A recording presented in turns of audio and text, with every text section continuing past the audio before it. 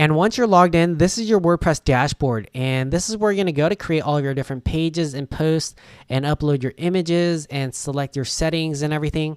So you're going to become very familiar with the WordPress dashboard as we go through making our WordPress website.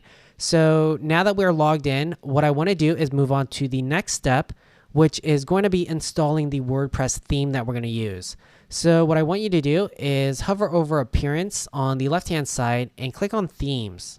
And once you're on the themes page, a theme is a template with a bunch of different custom options that lets you build out your WordPress website. So we want to select a special theme for this WordPress tutorial. So what I want you to do is click on this Add New button right here.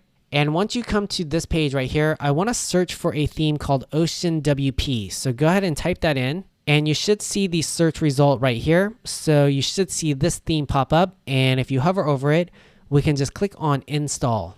And once the theme is installed, let's just click on the Activate button right here. And once the theme is activated, if you want to go and check it out, go ahead and click on Visit Site, and it'll open up a new tab. And if we go to it, you can see that your website looks pretty basic right now, but don't worry because we're going to go in here and customize the look and feel in just a little bit. But right now, what I want to do is just move on to the next step.